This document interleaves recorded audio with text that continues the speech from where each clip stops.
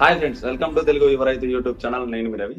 Friends, ఈ రోజు ఈ వీడియోలో మనకు చాలా మంది రైతులు తెలుగు రాష్ట్రాల్లో ఈ ట్రైకోడర్మా, సూడోమోనాస్, వ్యాము, పిఎస్బి, కేఎస్బి ఇలా రకరకాల బ్యాక్టీరియాస్ అనేవి ఈ రోజు నేల యొక్క సారం పెంచడానికి వాడుతున్నారు కదా. అయితే వీటన్నిటిని వాడుకోవడం వల్ల నేల యొక్క సేంద్రియ కర్బనం అనేది నిజంగా పెరుగుతుందా? అసలు ఈ నేల యొక్క సేంద్రియ కర్బనం పెరగాలంటే ఏం చేయాలి? నిజంగా నేల యొక్క సేంద్రియ కర్బనం ఉంటేనే పంటలు పండుతాయా? అసలు ఈ యొక్క సేంద్రియ కర్బనం అంటే ఏంటిది అన్న పూర్తి వివరాలను నేను ఈ వీడియోలో తెలియజేయడానికి ప్రయత్నిస్తాను. ఇవన్నీ కూడా గతంలో మనం వీడియో చేసాము. మళ్ళీ కూడా ఇవన్నీ ఒక సిరీస్ లాగా, అంటే అవన్నీ కూడా కొత్త రైతులకు చేరట్లో ఒకటి మళ్ళీ ఒక సిరీస్ లాగా చేయడానికి ప్రయత్నం చేస్తాము. అలాగే మీకు ఈ సేంద్రియ కర్బనం మీద, అలాగే నేల యొక్క యాజమాన్యం మీద ఎటువంటి డౌట్లు ఉన్నా కూడా నేల యాజమాన్యం ప్లేలిస్ట్ ఉంటుంది మన ఛానల్లో, అది ఒకసారి చూడండి. మీకు ఇంకా ఏదైనా డౌట్లు ఉంటే మాత్రం ఖచ్చితంగా కామెంట్ చేయండి. వీటి మీద మీకు పూర్తిగా నేల గురించి తెలుసుకుంటే మీరు పంట ఎంత దిగుబడి సాధించడానికి అవకాశం ఉంటుంది. నేల అనేది బాగున్నప్పుడు మాత్రమే, మంచి నేలలో మాత్రమే మంచి పంటలు పండుతాయి. కానీ ఎంత మంచి విత్తనాలు తీసుకున్నా, ఎంత మంచి యాజమాన్యం చేసినా కింద అసలైన నేల అనేది సరిగ్గా లేకపోతే మాత్రం ఖచ్చితంగా పంట దిగుబడి మీద తీవ్రమైన ప్రభావం చూపిస్తుంది. ఇది ప్రతి ఒక్క రైతన్న, వ్యవసాయం చేసే ప్రతి ఒక్క రైతన్నకు తెలుసు. ఏ భూమిలో పడితే ఆ భూమిలో ఏ పంట పడితే ఆ పంట పండదని. కానీ ఆ భూమిని మనకు నచ్చినట్టుగా తయారు చేసుకోవాలంటే ఆ భూమి మీద మనకు పరిపూర్ణమైన అవగాహన ఉండాలి. కాబట్టి ఈ యొక్క వ్యవస్థ గురించి మీకు టోటల్ గా క్లియర్ గా తెలియజేస్తాను. అసలు నిజంగా సేంద్రియ కర్బనాన్ని పెంచవచ్చు అంటే 100% పెంచవచ్చు. కాకపోతే ఏంటంటే వీళ్ళందరూ చెప్తున్నట్టు ఒక్క రోజులో 2 రోజుల్లో నేల యొక్క సేంద్రియ కర్బనం అనేది పెరగడం అనేది అసంభవం. ఇప్పుడు ప్రస్తుతం మన తెలుగు రాష్ట్రాల్లో చాలా వరకు మెజారిటీ ఆఫ్ నేలలు, సారవంతమైన నేలలు కూడా 1% కంటే కూడా బిలోనే, అంటే తక్కువగానే మనకు నేల యొక్క సారం అనేది ఉంది. మనకు చాలా వరకు ఈ మన ఆదిలాబాద్ భూముల్లో ఈ అటవీ ప్రాంత భూముల్లోనే 1-2% మాత్రమే ఆర్గానిక్ మ్యాటర్ ఉంది.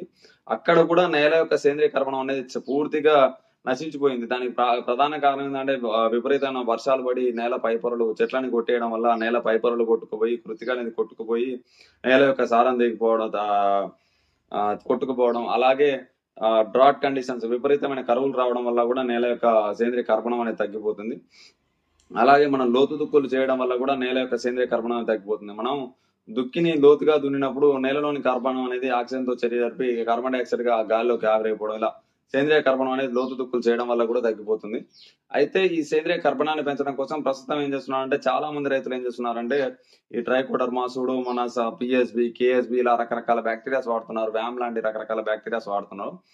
అయితే నిజంగా వీటి వల్ల నేల యొక్క సేంద్రియ కర్బనం పెరుగుతుందా అంటే, నేను చెప్పేది ఏంటంటే సాధ్యమైనంతగా కేవలం ఇవి వాడడం వల్ల మనకు సేంద్రియ కర్బనం అనేది పెరగదు. ఇప్పుడు నేను చెప్పాను కదా చాలా వీడియోస్లలో, ఇప్పుడు ఫంగస్ అనేవి 2 రకాలు, సాప్రోఫైటిక్, 2 సింబయోటిక్. ఈ సాప్రోఫైటిక్ ఏంటంటే అక్కడ ఏదైనా వ్యర్థ పదార్థాలు ఉన్నట్లయితే, ఫర్ ఎగ్జాంపుల్ కుళ్ళిపోయిన చెట్టు కానీ లిగ్నిన్ ఇలాంటి కుళ్ళిపోయిన పదార్థాలు అనుకుని వాటి మీద పడి లిగ్నిన్ ని కార్బన్ గా కన్వర్ట్ చేస్తాయి, అంటే దాన్ని తిని కార్బన్ గా కన్వర్ట్ చేస్తాయి. అసలు అక్కడ చెత్త అనేది లేనప్పుడు, అక్కడ కర్బన మెటీరియలే లేనప్పుడు మనకి ఫంగస్ కేవలం ఫంగస్ భూమిలో ఇవ్వడం వల్ల ఎటువంటి అవకాశం ఉండదు కదా.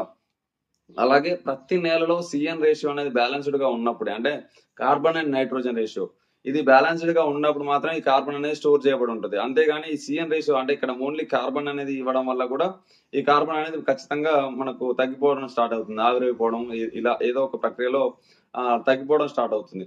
సిఎన్ రేషియో బ్యాలెన్స్ గా ఉన్నప్పుడు మాత్రమే తగ్గుతుంది. సిఎన్ రేషియో బ్యాలెన్స్డ్ గా ఉండాలంటే నేల యొక్క పిహెచ్ అనేది బ్యాలెన్స్డ్ గా ఉండాలి. ఈ నేల యొక్క పిహెచ్ అంటే మనకు ఈ కొన్ని సాయిల్స్ ఆల్కలైన్ సాయిల్స్ ఉంటాయి, కొన్ని సాయిల్ ఎసిడిక్ సాయిల్స్ ఉంటాయి. వీటి వల్ల కూడా నేల యొక్క కర్బన శాతం అనేది పెరగదు, అలాగే ఉన్న కర్బన శాతం కూడా తగ్గిపోవడం స్టార్ట్ అవుతుంది. నేల యొక్క పిహెచ్ అనేది బ్యాలెన్స్డ్ ఉండాలి. అయితే మనం ఈ ట్రైకోడర్మా, సూడోమోనాస్ లాంటి బ్యాక్టీరియాస్, అలాగే ట్రైకోడర్మా లాంటి ఫంగస్లు ఇచ్చినప్పుడు ఏమైందంటే, ఇక్కడ నేను మీకు ఒక విషయం క్లియర్ గా చెప్పాలనుకున్నాను. ట్రైకోడర్మా లాంటి ఫంగస్లు ఇచ్చినప్పుడు హ్యూమిఫికేషన్ జరుగుతుంది. ఇట్స్ మీన్ హ్యూమిఫికేషన్ అంటే ఒక కర్బన పదార్థం అక్కడ ఉందనుకోండి, ఫర్ ఎగ్జాంపుల్ ఒక చెట్టు అక్కడ ఉంది, ఆ చెట్టు మీద ట్రైకోడర్మా ఫంగస్ వేసినప్పుడు ఇది హ్యూమిఫికేషన్, అంటే దాన్ని హ్యూమస్ గా మారుస్తుంది. అంటే ఫంగస్ యొక్క సిఎన్ రేషియో ఎక్కువ కాబట్టి, దాన్ని కార్బన్ రేషియో ఎక్కువ కాబట్టి ఎక్కువ మోతాదులో కార్బన్ గా రిలీజ్ చేస్తుంది, తక్కువ మోతాదులో మినరల్స్, సెకండ్ ఇంటర్బైట్స్ గా మినరల్స్ రిలీజ్ చేస్తుంది. అదే సూడోమోనాస్ లాంటి బ్యాక్టీరియా అనుకోండి, వీటి యొక్క సిఎన్ రేషియోలో నైట్రోజన్ రేషియో అనేది ఎక్కువగా ఉంటుంది. అలాంటప్పుడు దాన్ని తక్కువ మొత్తంలో కార్బన్ గా, ఎక్కువ మొత్తంలో ఫాస్ఫరిక్ యాసిడ్ లాంటి సెకండ్ మెటాబోలైట్ లాగా రిలీజ్ చేస్తుంది. ఫాస్ఫరిక్ యాసిడ్ అంటే ఫాస్ఫరస్ అనేది మినరల్ కదా, ఇది నైట్రోజన్ లోకి వస్తుంది. ఇలా మనకు చాలా మంది ఫాస్ఫరస్ కోసం ఫాస్ఫరస్ సాలబుల్ బ్యాక్టీరియా వాడుతుంటారు.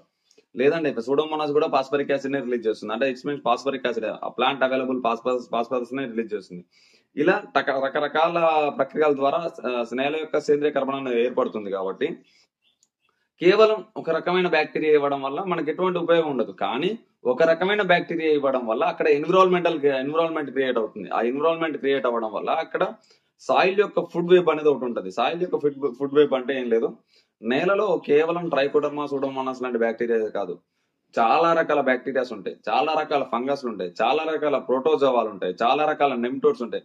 ఇప్పుడు నెమ్టోడ్స్ ఉన్నాయి. ఇప్పుడు మనకు నెమ్టోడ్స్ అనగానే చాలా మంది శత్రువులాగానే చూస్తుంటారు, కానీ మనకు ప్రీడియేటరీ నెమ్టోడ్స్ ఉంటాయి. అంటే మొక్కని కాపాడడం కోసం ఎల్లప్పుడూ పనిచేసే నెమ్టోడ్స్ ప్రీడియేటరీ నెమ్టోడ్స్. ఇక్కడ శత్రువు కారక క్రిమి కీటకాలు ఏమైనా వచ్చినప్పుడు వాటిని చంపడానికి నెమ్టోడ్స్ ఉంటాయి. ఫంగల్ ఫీడర్ నెమ్టోడ్స్ ఉంటాయి. ఇక్కడ ఫంగస్ తిని మొక్కల్ని కాపాడడం, అలాగే ఫంగస్ తిని సెకండరీ మెటాబోలైట్స్ రిలీజ్ చేసే నెమ్టోడ్స్ ఉంటాయి.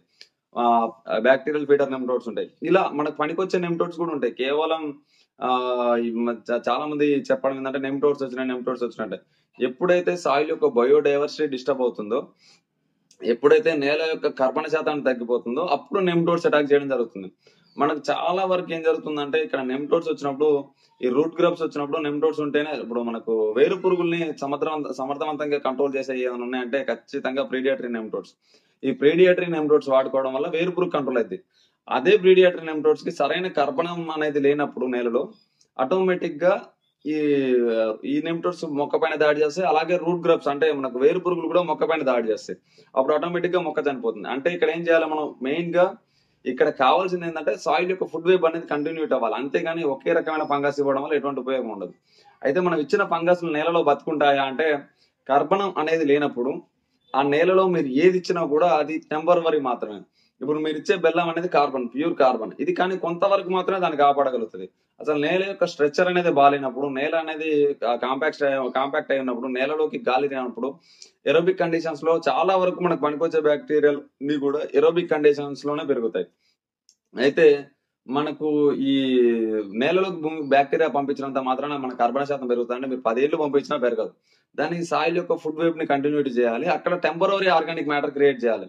మనకు ఫర్ ఎగ్జాంపుల్ మొక్క అనేది నాటక ముందు అయితే పచ్చిరొట్ట ఎరువులు వేసుకోవాలి. అయితే మళ్ళీ పచ్చిరొట్ట ఎరువుల్లో కూడా చిన్న మతలబు ఉంది. కేవలం పచ్చిరొట్ట ఎరువులు వేయడం వల్ల మనకు కావాల్సిన ప్రక్రియ అనేది జరగదు. గతంలో ఎందుకు పనిచేసినాయి అంటే, గతంలో నేలలో కొద్ది గొప్ప వీటి యొక్క జీవజాలం అనేది ఉండేది, యాక్టివ్ లో ఉండేది.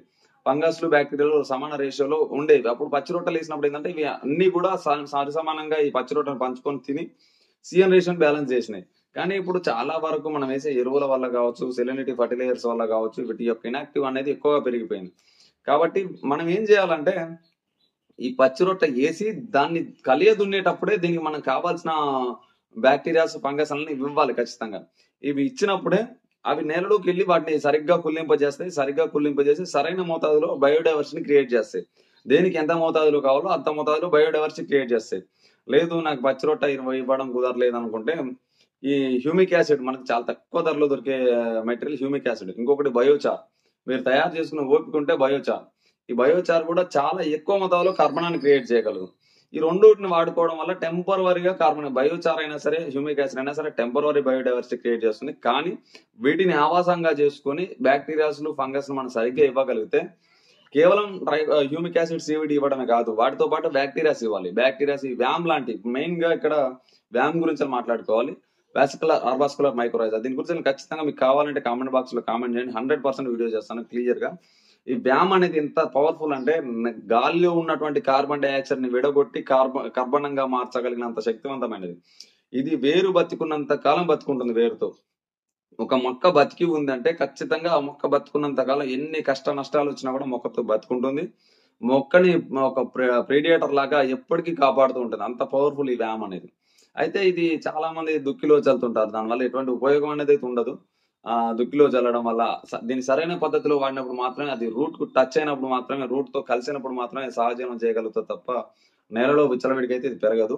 కాబట్టి దీన్ని సరిగ్గా వాడాలి. సరిగ్గా వాడితే ఇది సరిగ్గా పనిచేస్తే దీన్ని మించిన ఫంగస్ అనేది లేని లేదు. ఇది టాపిక్ డైవర్ట్ అవుతుంది. ఇలా ఒక రకమైన మేనేజ్మెంట్ చేసుకోవడం వల్ల మనకు ఈ యొక్క సాయిల్ యొక్క ఫుడ్ వేబ్ కంటిన్యూటీ అనేది పెరుగుతుంది.